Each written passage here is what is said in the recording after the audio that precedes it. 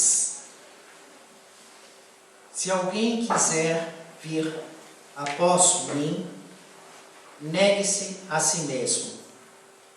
Tome a sua cruz e siga-me. Jesus, Evangelho de Marcos, capítulo 8, versículo 34.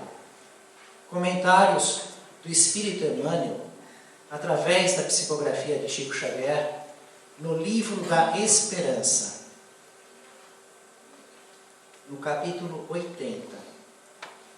E a primeira questão, a primeira reflexão que Emmanuel nos coloca é a respeito de quais são as nossas cruzes. Podem começar a enumerar as respostas.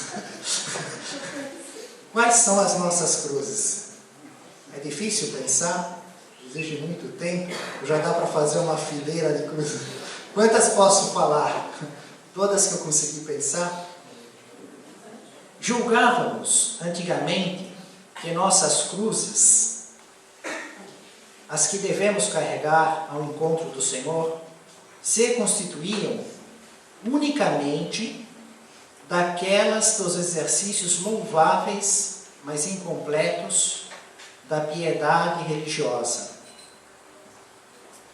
Na sequência, Emmanuel fala do sentimentalismo enfermiço.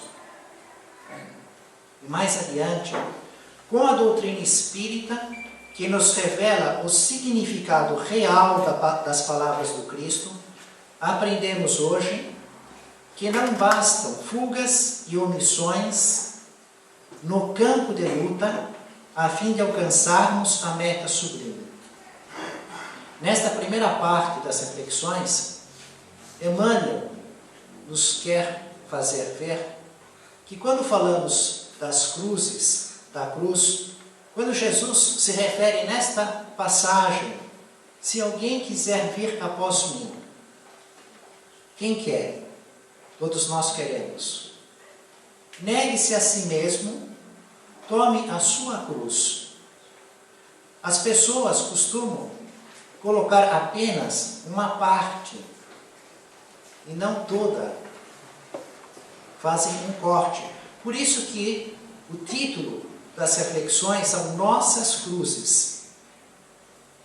A cruz que Jesus nos diz para carregar, ou seguindo, na realidade é uma somatória de várias cruzes.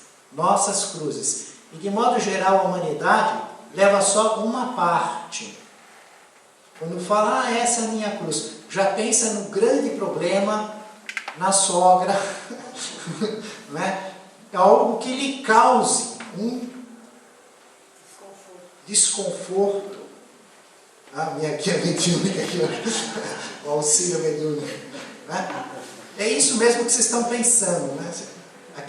Cada um tem um ponto na vida, uma dificuldade maior, uma pedra no sapato. E toda vez que pensa na cruz, essa é a minha cruz, a cruz que eu tenho que carregar, pode ser em relação ao emprego, ao condomínio, ao síndico, a um filho, a um cônjuge, um ex-cônjuge, uma insatisfação, uma perda de um ente querido, uma certa cruz. No entanto, Emmanuel nos diz que a doutrina espírita vem nos explicar o real significado da palavra de Cristo. Daqui a pouquinho, quando estivermos estudando a questão da cruz na época do Cristo. Porque o que é cruz para nós hoje? Mas o que era a cruz na época que Jesus falou isso? Onde é que Jesus fala isso? Em Cesareia de Filipe. Eu publiquei no Facebook, aqueles que desejam receber as informações, estudos e ilustrações, então solicitam para entrar Casa Esperança Grupo, ou solicitam amizade, Gino Della Volpe. E eu sempre publico imagens, ilustrações, às vezes alguns comentários. Então eu digitalizei uma imagem de Cesareia de Filipe, e publiquei no Facebook. O que é isso? Depois nós vamos colocar dentro da... Você vai colocar no vídeo. Então assista a publicação que sai no Facebook, que aí na palestra ele já vai colocar a imagem de Cesareia de Filipe, porque o Espírito, Humberto de Campos, no livro Boa Nova, ele confirma que é este local, Cesareia de Filipe, ele confirma as anotações do Evangelho. E ele faz um comentário que o local possui uma paisagem maravilhosa, bonita, um lugar de uma paisagem bonita. Então, eu quis colocar uma imagem que temos da área. Antigamente, aquele lugar se encontra hoje ruínas de um templo de um deus pagão, Deus Pan, que aí vem o nome Banias, e como é conhecido hoje, que não faz interferência nos nossos estudos, mas o local é conhecido, é certo que é aquele, porque é a anotação do Evangelho e é confirmado na produção mediúnica de Chico Xavier. O que vamos estudar e a sequência, quando Jesus diz a respeito da cruz. Mas quando Jesus fala da cruz, e hoje nós pensamos na cruz, já vamos ter um estudo daqui a pouco a respeito dessa diferença, porque é muita. Mas antes disso, Emmanuel nos diz que a doutrina espírita nos revela o significado real das palavras do Cristo. Assevera Jesus que se nos dispomos a encontrá-lo, é preciso renunciar a nós mesmos e tomar a nossa cruz. Esta renúncia, porém, não será semelhante à fonte seca. O que é uma fonte seca? É algo que não produz nada. A fonte viva é algo que vai dar bons frutos. O que é a renúncia a nós mesmos? É quando nós temos um desejo, mas não podemos fazer. Temos que fazer outras coisas. Porque é aquilo que é o correto, aquilo que é o dever, aquilo é que produz bons frutos. A face disso, nossas cruzes incluem todas as realidades que o mundo nos oferece, dentro das quais somos convocados a esquecer-nos na construção da felicidade geral. Vamos ilustrar um pouquinho. Digamos que uma moça está esperando o neném, está no 8º mês, exige então cuidados médicos, um certo repouso, não é assim? Ela pode ser a porta-bandeira da escola de samba, de 3 escolas, não pode? Ela pode ter o desejo, podia ter vivido assim antes, mas existe um dever. Ela tem que pensar na gestação. Então, assim estamos nós, na nossa vida, muitas vezes, com as aspirações humanas em relação ao nosso esforço físico, mas a realidade não permite. As aquisições materiais, mas o bolso não permite. Né? Quanta coisa que temos que fazer de modo diferente, porque aquilo que representa o bem geral, o bem da família, o bem da pátria, o bem das pessoas, e é tudo. Não é só sofrimento, não é só coisa desagradável. Ele diz todas as realidades que o mundo nos oferece. Tem pessoas que vivem com saúde, que vivem com dinheiro, que vivem com poder, e ele tem a cruz dele. A cruz não é sinônimo de sofrimento obrigatoriamente. Gostaram da novidade de Emmanuel? Ele diz que é tudo. É verdade que a maior parte das pessoas, dos espíritos encarnados e na erraticidade do planeta Terra, se encontram com problemas, porque é um planeta de provas e expiações. Mas as cruzes significa tudo. Tudo que o mundo nos oferece como oportunidade não pode ficar fonte seca. tem que produzir para a felicidade geral. O poder, o magnetismo, a saúde, o tempo, a doença. Uma pessoa doente, mas dando exemplo do bom sofrimento, da confiança em Deus, da resignação evangélica, ela está contribuindo com a felicidade geral. Com o exemplo que ela vive. Bom, falamos da cruz na época do Cristo e a cruz dos nossos dias. A semana passada, nós até estudamos um símbolo nos estudos da doutrina espírita cristã, o símbolo da cruz, em que ela está no solo e a horizontal e a vertical, como sendo o sublime equilíbrio. A horizontal, representando os interesses terrenos, não estão presos no solo, estão acima, mas em equilíbrio com a vertical. Os pés no chão e a cabeça para o céu. Isto é um símbolo, é um significado que temos com os comentários do Espírito Emmanuel na doutrina espírita cristã. Já é um significado. Mas na época de Jesus, quando Jesus fala isso a respeito da cruz para os seus discípulos e para a multidão, eles podiam pensar isso desse jeito? Essa ideia que a cruz é o sublime equilíbrio, era isso que estava no conceito dos judeus, das pessoas que ouviam Jesus?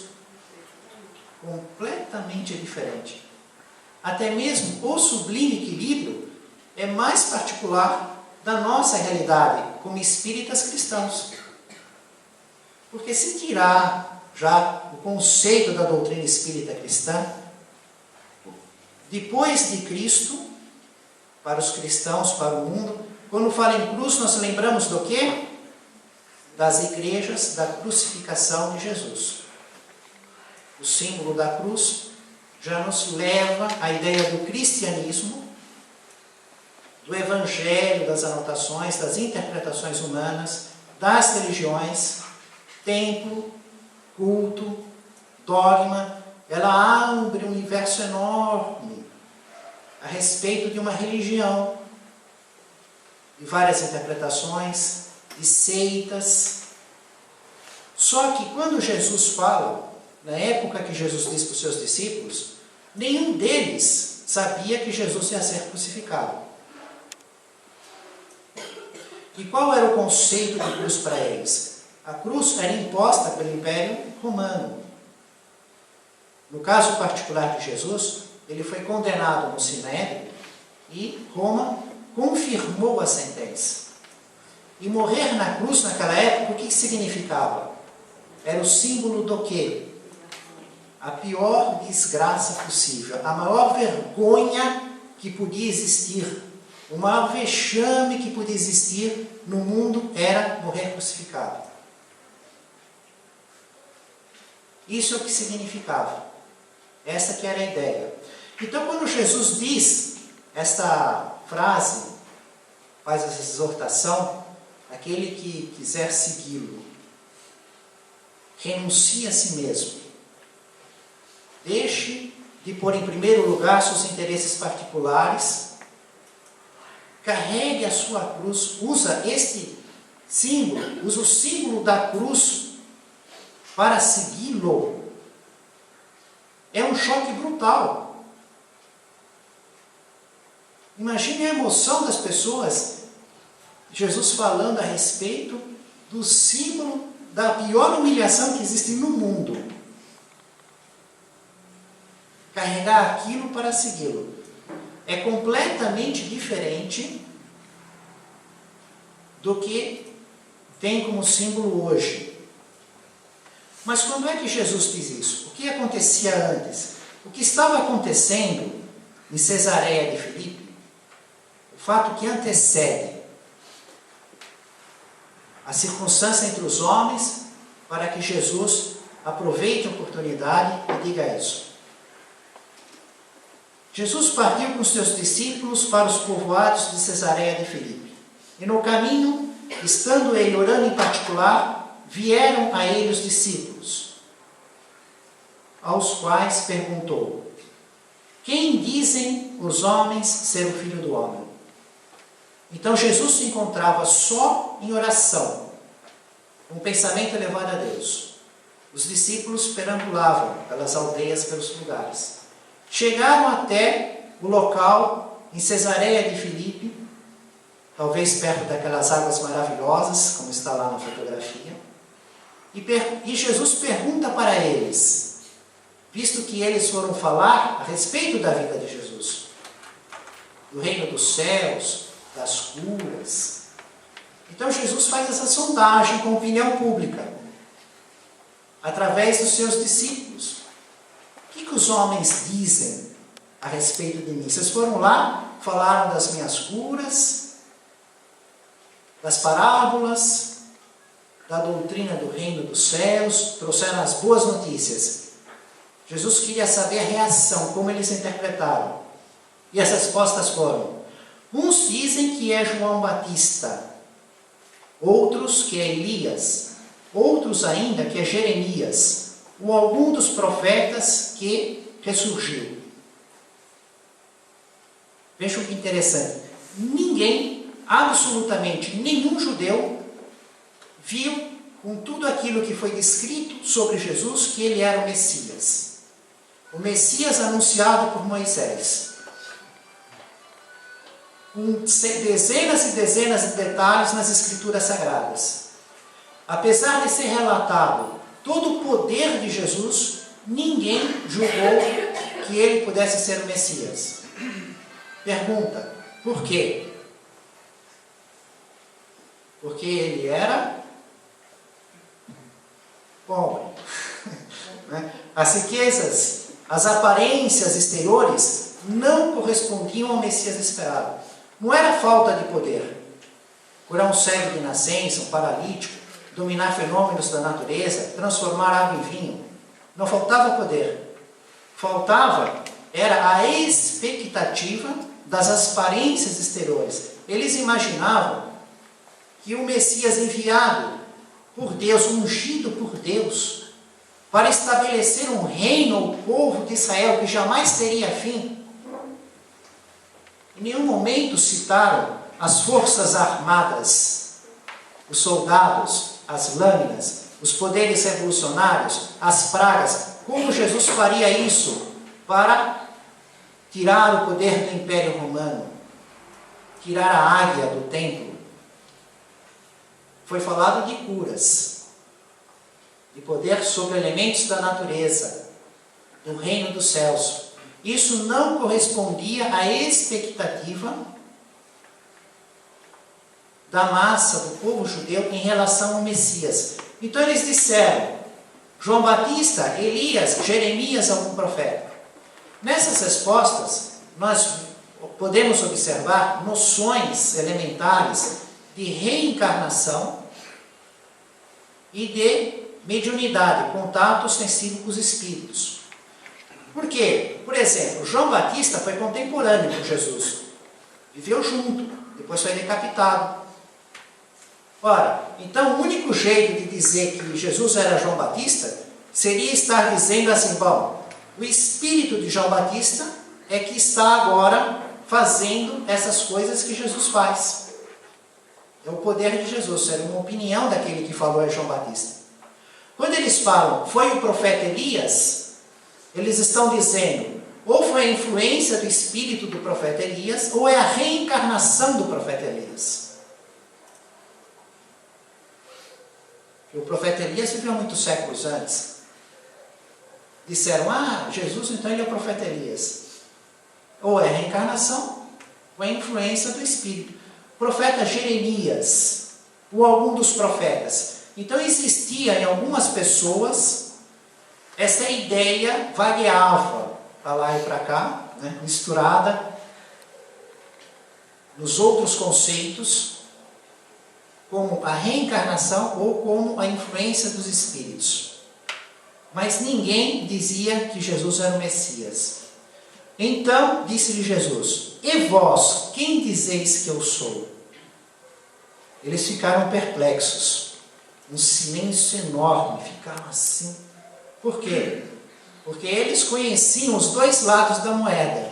E agora, realmente, Jesus não tem nenhuma das expectativas exteriores do que pensamos de ser o Messias. Porém, o poder que ele tem só pode ser ele. Até mesmo muitas vezes diziam, ele não é o Messias, mas quando o Messias vier, vai fazer o que ele está fazendo? Porque parecia impossível que um homem tivesse o poder de fazer o que ele estava fazendo. Mas não conseguiam aceitar que fosse ele. Então ficou aquele silêncio, aquela expectativa, ninguém se arriscava. Tinha todo mundo um medo enorme de arriscar de falar algo. E Simão Pedro, simplesmente na letra do Evangelho, diz assim: Tu és o Cristo, o Filho do Deus vivo. No livro da Boa Nova, que existem mais detalhes, o Espírito Humberto de Campos nos diz que fica evidente que ele recebe uma inspiração superior. Ele não estava falando como ele mesmo. É notado entre os discípulos que ele está agindo mediunicamente. E Jesus diz para Simão Pedro: Bem-aventurado és tu, Simão Bar-Jonas, filho de Jonas. Então o nome do pai de Pedro era Jonas. Porque não foi a carne ou o sangue que te revelaram isso, mas foi o meu Pai que estás nos céus.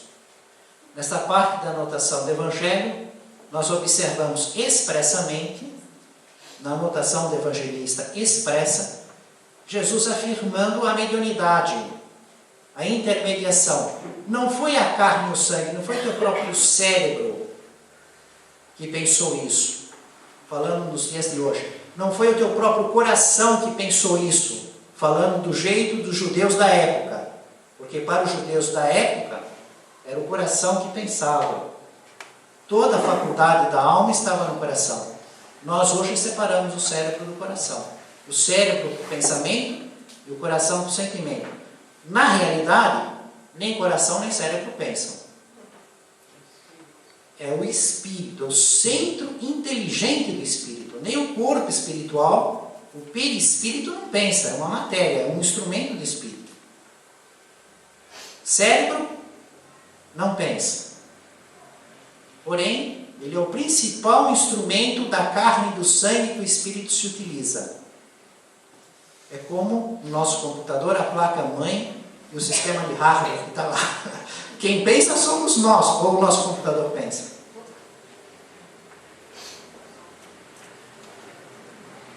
Também eu te digo que tu és Pedro, e sobre esta pedra edificarei minha igreja, e as portas do inferno não prevalecerão contra ela. Dar-te-ei as chaves do reino dos céus, e o que ligares na terra será ligado nos céus. O que desligares na terra será desligado nos céus. Aí teríamos um estudo a respeito da mediunidade e das comunicações dos espíritos, que foge um pouco ao centro do nosso objetivo desta noite, que é chegar na parte das cruzes. Mas vamos seguir só relembrando a questão da palavra Pedro. Pedro, no aramaico, significa pedra, é como se fosse rocha para nós. Uma pessoa chamada Pedra. Mas dava para chamar um homem de pedra? Não. O senhor Pedra. Seria um senhor rocha daria. Né? Então vem da pedra, tira o A e fica Pedro porque é um homem. Mas quando Jesus troca o nome dele, de Simão, e coloca o nome para pedra, é porque a pedra tinha um significado espiritual da época. A pedra era o contato do homem com Deus. Da onde vem isso? Moisés recebe de Deus na pedra os 10 mandamentos, em escrita direta. Então a pedra ganhou um símbolo espiritual nos judeus daquela condição de se comunicar com Deus. E como Pedro tinha uma mediunidade ostensiva notável, Jesus coloca nele esse nome. Toda vez que falavam, esse nome ele já automaticamente vinha com esse campo emocional, um médio ostensivo. E para nós isso foge, porque quando falamos Pedro, ninguém relaciona esse nome com médio ostensivo. Talvez se falássemos, esse é o Chico Xavier, trocasse o nome do apóstolo para Chico Xavier, toda hora a gente acha que ia lembrar a mediunidade, porque Chico Xavier para nós representa a mediunidade. Então quando falavam Pedro, na época de Jesus, do jeito que falavam, vinha automaticamente aquele pacote de médio ostensivo junto, né? Sem ser pronunciadas essas palavras. Até mesmo observamos, em toda oportunidade em que Jesus vai separar 3 dos seus discípulos para os fenômenos ostensivos, está lá Pedro, Tiago e João. 3 médios ostensivos. Pedro, Tiago e João. Desde esse tempo, Jesus começou a mostrar aos seus discípulos que ele era preciso ir a Jerusalém e padecer muito. E disse: é necessário que o Filho do Homem sofra muitas coisas, seja rejeitado pelos anciãos, que significa as pessoas mais importantes, pelos principais sacerdotes e pelos escribas, seja morto e ressuscite ao 3º dia. E isso ele dizia abertamente. Mas Pedro, tomando-o à parte, começou a repreendê-lo, dizendo: Deus não o permita, Senhor, isso de modo algum te acontecerá. Jesus, voltando-se para Pedro e olhando para os seus discípulos, disse: afasta-te de mim, Satanás. Tu me és pedra de tropeço, porque não pensas as coisas de Deus, mas pensas as coisas do homem. Porque houve, na continuidade, de que Pedro fala, tenha coragem de quebrar aquela perplexidade, aquele silêncio, dizendo que Jesus era o Cristo, era o Messias, e Jesus diz, está correto, eu sou o Cristo, eu sou o Messias. Na continuidade, Jesus dizendo que ele iria a Jerusalém para ser preso, humilhado, açoitado, ser morto, crucificado, ressuscitado. Uma coisa não casa com a outra de jeito nenhum. Como que o Messias poderia ser preso? Como? Como ele ia poder ser judiado? Como o Messias podia morrer na cruz? Uma coisa automaticamente anula a outra. Se é Messias, morre na cruz. Se morre na cruz, não é Messias. Para eles era impossível. Isso não existia. Era inexplicável. O Messias morrer na cruz. Não tinha isso. Então Pedro foi à parte, porque imagina ter coragem disso. Ele teve coragem em 2 momentos, naquele silêncio todo de dizer que ele era o Cristo. E depois de ir à parte, ele foi repreender Jesus. Modera. Como que pode? Cadê a justiça de Deus? Livro Boa Nova. Pedro diz, não. Como? Se o Senhor é um modelo de bondade. Se isso acontece para o homem mais bom do mundo, cadê a justiça de Deus? Olha o jeito humano de pensar, de ver as coisas. O limite de ver do berço ao túmulo. E aí Jesus o repreende, mostrando a todos. Ele foi procurado em particular para ser repreendido por Pedro. Mas Jesus o contrapõe em público. Afasta-te de mim, Satanás. Você é pedra de tropeço. Aí começam a aparecer os trocadilhos das palavras que perdem toda a beleza porque estamos em português. Mas se voltássemos ao idioma, encontraríamos uma beleza ainda maior, usando as palavras com rimas e com seus significados. Porque ele pensa como os homens, não pensa como Deus. Mas como é que Deus pensava? Desde Moisés, que recebe os mandamentos, que era um conhecimento de acordo com aquela possibilidade de compreensão espiritual. Viria então no pensamento de Deus, no momento adequado, para testemunhar a possibilidade que um espírito chegue à perfeição, se torne espírito puro, na nomenclatura da doutrina espírita cristã, encarnando, vivendo um modelo de perfeição moral, mostrando que a humanidade tem um guia, um espírito que a conduz em sua evolução. E Deus capricha nos mínimos detalhes. Começa anunciando 1000 anos antes, mais de 1000 anos antes, aproximadamente 1300 anos antes, Moisés. E anuncia dezenas e dezenas de detalhes em épocas diferentes, por pessoas diferentes, de coisas que ocorrerão na vida desse Messias. E todas elas se confirmam. E isso para quê? Para lembrar o que foi esquecido na lei moral de Moisés, que estivesse certo. Para corrigir o que estivesse interpretado errado. E para dizer mais o que não era possível dizer no tempo de Moisés e dos profetas. E fazia uma promessa que o futuro seria do mesmo modo, viria o Consolador. Lembrar o que for esquecido, corrigir as interpretações humanas, desenvolver, dizer o que não era possível dizer naquele tempo. Mas viria ele, e segundo o Espírito Emmanuel, no livro A Caminho da Luz, foi um momento, um dos 2 únicos momentos que os espíritos puros que vivem em torno do Sol se reuniram na Terra.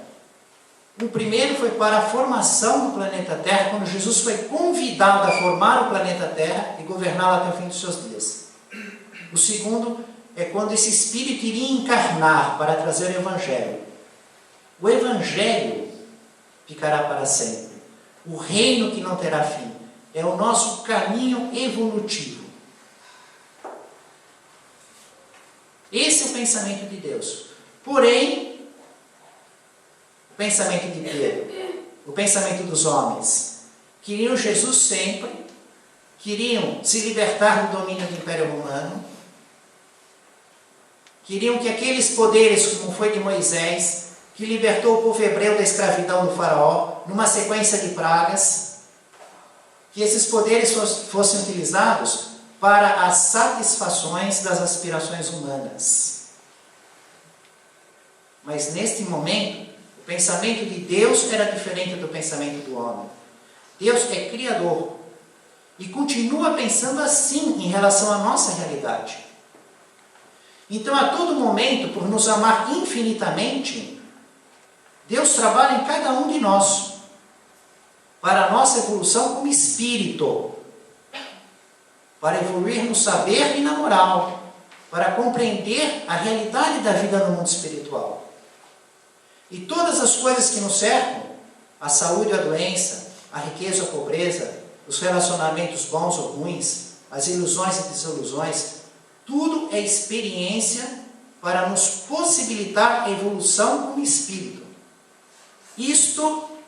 Este monte de coisa, às vezes, tem a sua parte que corresponde às nossas aspirações. E aí é uma delícia. Mas tem muitos momentos que é muito difícil.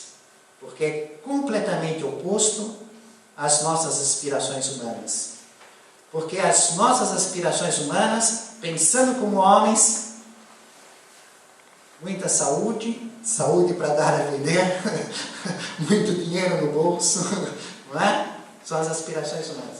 Então, com este cenário, isso explica o quê?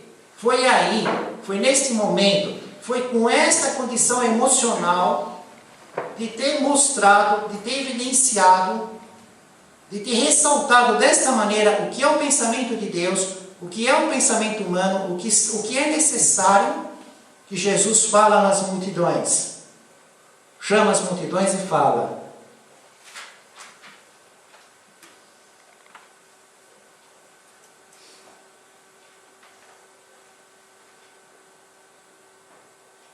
Onde foi a folha aqui?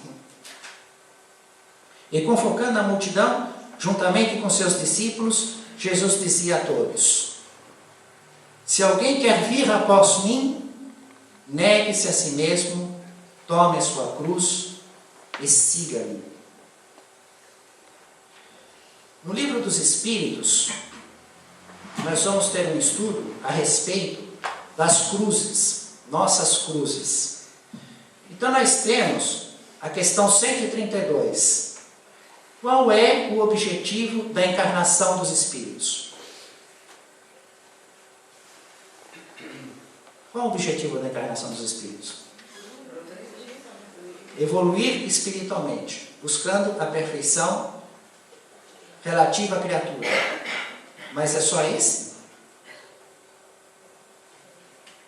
O que os Espíritos responderam? Só tem um objetivo? Encarnamos só para evoluir? Qual é o segundo? Uma vez aconteceu isso comigo, assim, eu estava... Que livro eu vou ler agora? Que livro o Espírito falou assim para mim? É o livro dos Espíritos. Falei, mas outra vez ele fez uma dessas perguntas. Não foi essa. A pergunta que ele fez tinha 3 ideias na resposta. Uma eu lembrei perfeitamente, uma mais ou menos, outra eu nem toquei, não, nem lembrava que existia.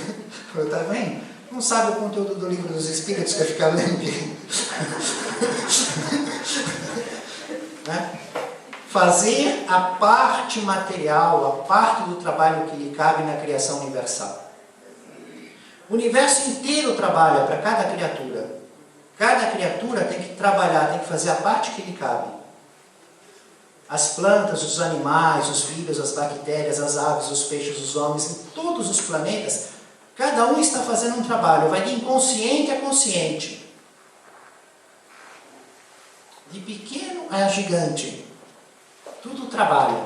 Então nós temos 2 objetivos. Um deles, evoluir espiritualmente no saber e na moral e realizar a parte que nos cabe na criação universal.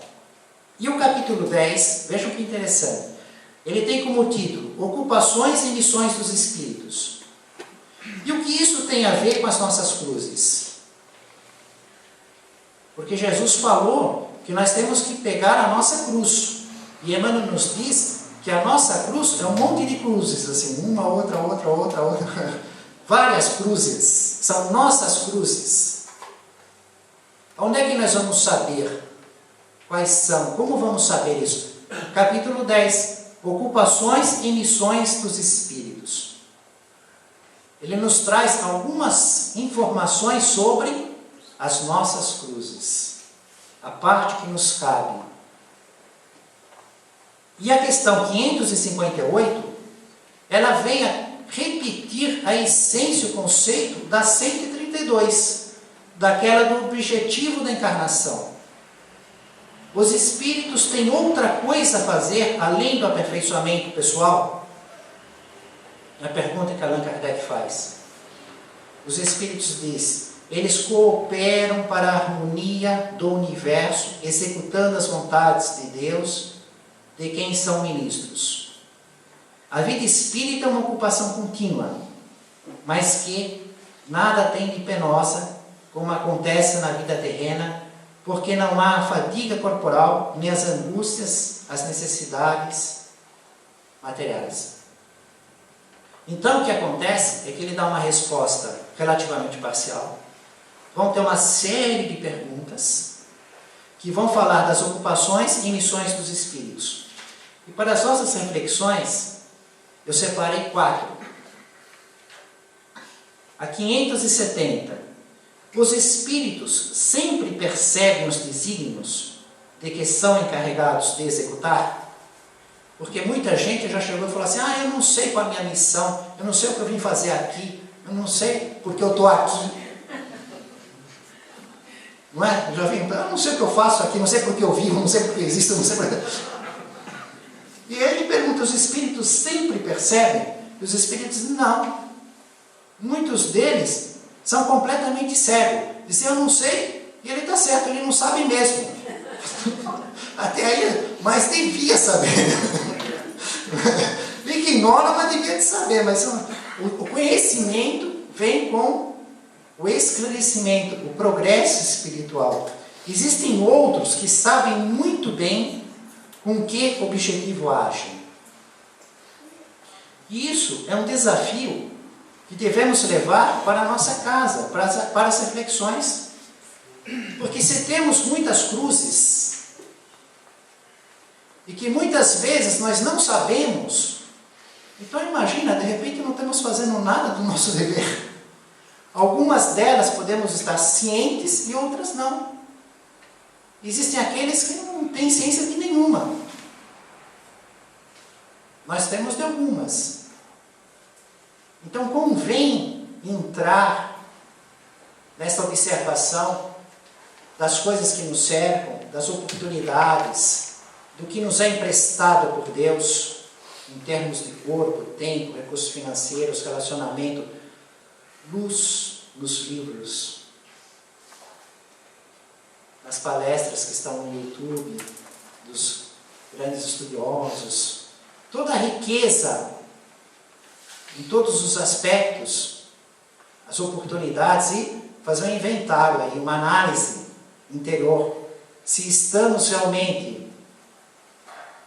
carregando as nossas cruzes e seguindo a exortação do Cristo, ou se estamos levando 10% delas, deixando 90%, ignorando isso e pensando que estamos levando a cruz. E está indo só com 10%. Uma outra questão. Pode-se considerar a paternidade como uma missão? E aí, a pergunta pode ser lida de outro jeito. Porque como nós estamos vendo que essas ocupações e missões são as cruzes, então a pergunta poderia ser assim: pode-se considerar a paternidade como uma cruz que eu tenho que carregar seguindo Cristo? A pergunta é essa. Mas cruz não é sofrimento. Né? Como é que nós aprendemos a pensar com a doutrina espírita? Cruz é toda oportunidade. Quem pensa errado, pensa cruz só é sofrimento. Pode ser, porque existem espíritos que vêm como os filhos que cruz passa a ser sofrimento. De tão difíceis, de tão rebeldes, de tão agressivos. Então, incontestavelmente, eles dão uma expressão muito forte. A questão 583. Se uma criança se transvia, apesar dos cuidados dos pais, eles são responsáveis? Não. Os pais fizeram tudo o que podia. Mesmo assim, aquela criança cresceu e foi um desastre. Os pais não são responsáveis. E se a criança torna-se um homem de bem, apesar da negligência ou dos maus exemplos dos seus pais, os seus pais se beneficiam com isso? Ou seja, os filhos ficam maravilhosos, virtuosos, mas os pais sempre foram totalmente indiferentes e até foram maus exemplos, mas os filhos foram grandes. Os pais se beneficiam com isso? Não, de modo algum. Ele só se beneficia pelo trabalho que ele fez no bem. E se ele fez o trabalho no bem, ele se beneficia de qualquer jeito. Independente se o filho vai seguir ou não isso. Nada mais justo do que a justiça divina. Vamos ver um outro aspecto interessante a respeito das cruzes. Um caso real extraído do livro O Céu e o Inferno de Allan Kardec. Uma senhora P. Pontinhos, que estava vivo em Bordeaux. Alguém domina o idioma francês? Aqui. Alguém pode cooperar? Seria Bordeaux? Seria Bordeaux? B-O-R-D-E-A-U-X. Bordeaux. Então não estava errado. Ela nasceu, 5 meses, ficou tremendamente doente. Ela estava com 70 anos, tremendamente doente. Imagina o que é viver, e na época de Allan Kardec, dos 5 meses do nascimento, estar com 70 anos, sempre, continuamente, muito doente. E não havia jeito da medicina solucionar o caso dela. E todo ano ela ia quase chegava no sepulcro, assim, voltava. ia com o pé, voltava. Todo ano tinha aquela crise, aquele período, que era o quase vai, mas não vai. Isso 70 anos. E a medicina começou a tentar de tudo. Muitas vezes, os tratamentos e os remédios que ela tomava mais envenenavam, mais judiavam, mais a faziam sofrer e não solucionavam o caso. Essa era a realidade dela. Acontece que ela tinha uma filha que era espírita cristã e médium ostensiva. Isso lá em Bordeaux. Ela tinha essa filha. Veja o Allan Kardec fazendo a distinção espírita cristã, porque tinha os espíritas que não eram os verdadeiros espíritas, aqueles que acreditavam, compreendiam a realidade do espírito, as reencarnações, a comunicação dos homens com os espíritos, reconheciam até a beleza da moral, porém não faziam nenhum esforço de viver de acordo com aquela moral. Então Allan Kardec faz uma distinção com relação aos verdadeiros espíritas, que ele diz que o verdadeiro espírita é o espírita cristão. É aquele que admira, reconhece o valor da moral do Cristo, não é aquele que vive, porque para viver a moral do Cristo só ele. Como é que podemos viver a moral do Cristo 100% como ele vive? Não. Mas aquele que faz esforço em seguir esse caminho, em estudar suas qualidades, tentar desenvolver, estudar suas imperfeições morais e procurar dominá-las, reprimi-las, espaçá-las. Está no caminho, na imitação deste modelo que é o Cristo.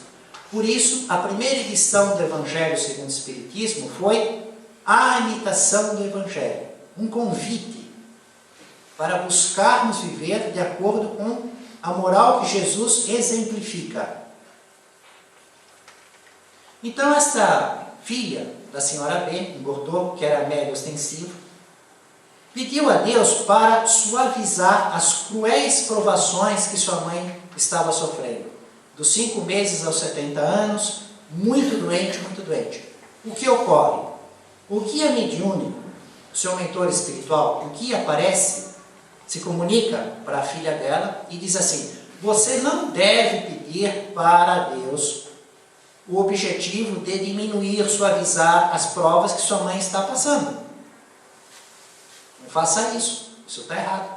Você deve pedir para sua mãe que ela encontre resistência, resignação evangélica, que ela consiga passar por essas provas. Afinal de contas, se a prova estava com ela, a causa é dela mesma. Ou por erros passados não corrigidos, ou porque voluntariamente solicitou aquilo, objetivando uma evolução moral. Não existe azar, não existe acaso, tudo tem lógica. Até os fios dos cabelos estão contados. Deus é perfeito, justo e misericordioso. Então o guia diz assim, que ela tinha que solicitar para a mãe o auxílio dos bons espíritos, para a mãe continuar encontrando as forças como vinha encontrando, e suportar as suas provas, e não para que fossem diminuídas. E aí ele faz a explicação, que muito, mas muito tempo atrás, muitos séculos, a mãe, a senhora B, tinha sido um médico, tinha encarnado como homem, tinha sido um médico famoso, rico, poderoso, que tinha uma clientela enorme, há muitos séculos antes. E apesar de todo o dinheiro, de toda a fama, de toda a clientela, de todo o seu poder, ele não estava satisfeito. Ele queria mais, muito mais. Mas como? Ele queria então descobrir algo, algum remédio, algum tratamento que lhe desse um prestígio ainda maior, um reconhecimento maior, mais dinheiro, mais valor. De modo algum ele estava interessado no benefício dos homens, no alívio das dores, na questão das doenças. Ele pensava unicamente e exclusivamente nele próprio. Em mais riqueza, na ambição, no orgulho, no poder. Um sábio ambicioso. Inclusive é este o título que ele coloca nessa matéria. Um sábio ambicioso. Mas é a realidade de um espírito que está encarnado na forma feminina, a senhora B, naquele momento. Então o guia, o mentor dela, da filha, disse para ela, mas sua mãe foi aquele homem lá. E sabe o que ele chegou a fazer naquela oportunidade? A própria mãe, ele aproveitou o sofrimento dela para fazer uma série de experiências em estados convulsão. O próprio filho, ele abusou de um monte. E fez experiências com uma série de coisas, de remédios e de tratamentos, sem ninguém saber. Fazendo as pessoas sofrerem muito mais do que era necessário, totalmente indiferente. E se aproveitando da fama, do dinheiro, do reconhecimento, só buscando descobrir algo para se tornar mais rico e mais poderoso. O tempo passa, o túmulo nos convida à realidade, o sofrimento é gigantesco, mas levou muito tempo para que esse espírito tivesse consciência dos seus erros e começasse um projeto de recuperação, porque todos aqueles erros ficaram materializados no corpo espiritual, no perispírito, na época que foi feito, lá como sábio ambicioso, aquele tempo enorme atrás, que foi feito aqueles tratamentos cruéis com a própria mãe, com o filho, com as pessoas, com os seus pacientes. Fica tudo materializado no próprio corpo espiritual. E levou muito tempo para que essa pessoa, esse espírito, tivesse a consciência, tivesse o arrependimento e começasse a reparação. E a coisa vinha acontecendo. E nessa vida que ele estava, agora numa forma feminina, ele queria fazer um esforço maior. Ele falou, eu já mudei muito, eu já estou forte. Eu quero quitar, minha Deus, sabe quando é aquela conta do cartão de crédito? A gente está pagando um juros enorme, e a gente diz, não, eu vou fazer um sacrifício, mas eu vou zerar essa conta, eu não vou pagar esses juros. Esse mês eu não vou no cinema, não vou comer. Faz toda uma economia, porque se quer ver livre da dívida. Então o espírito se olha e fala, eu vou treinar todas essas doenças do meu perispírito nesta vida. Porque a doença da carne está fazendo o tratamento no corpo espiritual. Se souber sofrer direito. É um dos remédios. Os casos dos suicídios. Como é que vai consertar os danos do perispírito? São as doenças carnais. Não é no mundo espiritual. Vai vir aqui o conserto. Em doenças carnais. Então ela falou, pego a conta toda e pago nesta vida. E estava lá. Dos 5 meses aos 70 anos. E estava pagando. E isso iria trazer uma vantagem enorme para depois da desencarnação, na vida no mundo espiritual, porque é ficar livre daquela dívida. Como nós nos sentimos tremendamente aliviados. Ah, eu não devo mais. Hoje eu estava andando nas Pitangueiras, passou um casal, vi uma conversa assim. Ah, que bom, não devo nada para essa, não devo nada para aquela. Ela foi citando as contas. Eu fiquei pensando, vai ver que ela ganhou na loteria e pagou tudo isso. Tempos depois, ela morreu. E como espírito, essa senhora B se comunicou com a própria filha, confirmando aquilo que o guia da filha tinha dito. E como espírito foi na Sociedade Parisiense de Estudos Espíritas, e também lá confirmou para Allan Kardec aquilo que o guia mediúnico de sua filha tinha dito. A explicação de que muito tempo antes havia sido um sábio ambicioso, estava simplesmente e voluntariamente querendo quitar, resolver os problemas do seu corpo espiritual naquela vida e tinha todo aquele sofrimento gigantesco dos 5 meses aos 70 anos, como eles presenciavam, estando sempre de modo inverso, com a medicina tentando, com boa intenção, recuperá-la e nada dando certo. As nossas reflexões finais serão em torno de uma crônica escrita pelo Espírito Irmão X na produção mediúnica de Chico Xavier. Então são reflexões baseadas na crônica.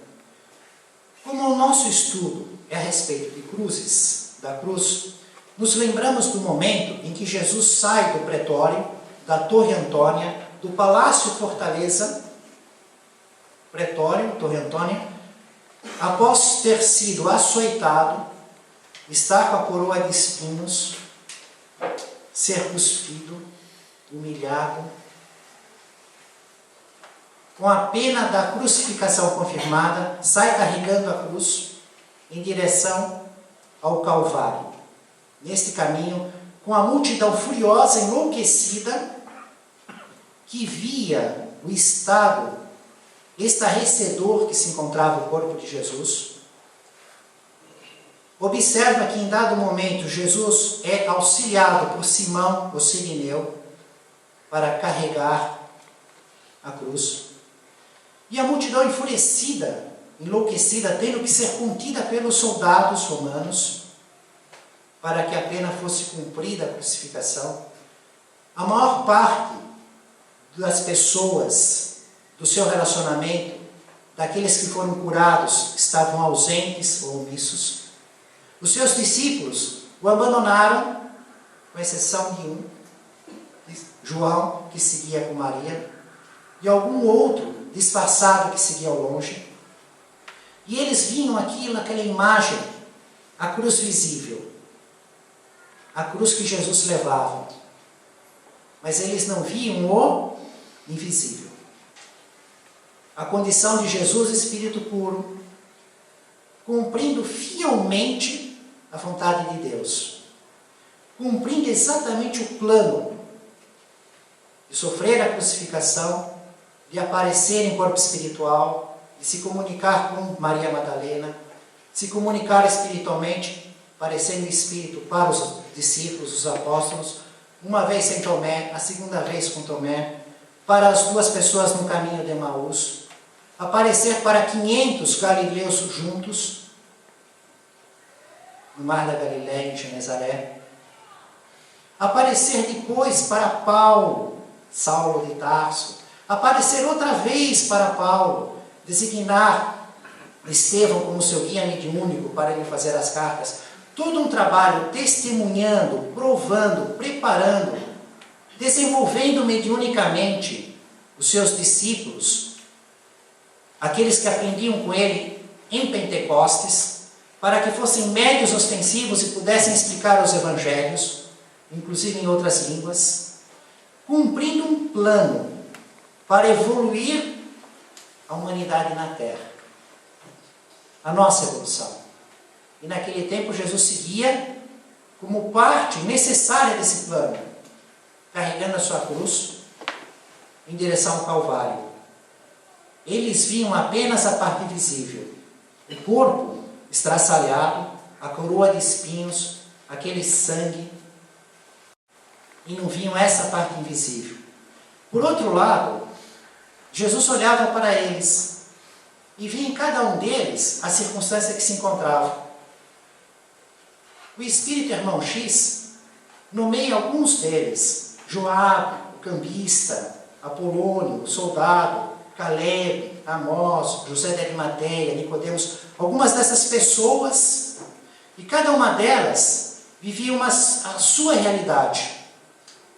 Visivelmente estavam lá os corpos gritando, escondidos, as mulheres chorando, lamentando. Mas Jesus via o invisível, a cruz invisível que cada um deles estava carregando. Em virtude do jeito que viviam, do pecado que carregavam, e eram escravos deste pecado, a cruz invisível. Ele sabia da mulher que estava crucificada num casamento infeliz. O homem que estava crucificado na usura. Ele via todo o sofrimento de cada um deles. Os que iriam ter doenças tormentosas em virtude das suas falhas morais, da ambição. Aquele que cometeu homicídio e ninguém sabia. A cruz invisível do remorso. E assim ia Jesus, vendo todo mundo carregado de cruzes enormes, mas todas elas invisíveis, de sofrimentos gigantescos. E as mulheres chegaram olhando para Jesus, observando o corpo, o sangue, a coroa de espinhos, e diziam assim: Mestre, te lamentamos, pobre de ti, mestre. Porém Jesus disse para elas: Filhas de Jerusalém, não choreis por mim, chorais antes por vós mesmas e por vossos filhos. Família espiritual de Jesus, no caminho do reino dos céus, em nome do Mestre Jesus, louvado seja Deus.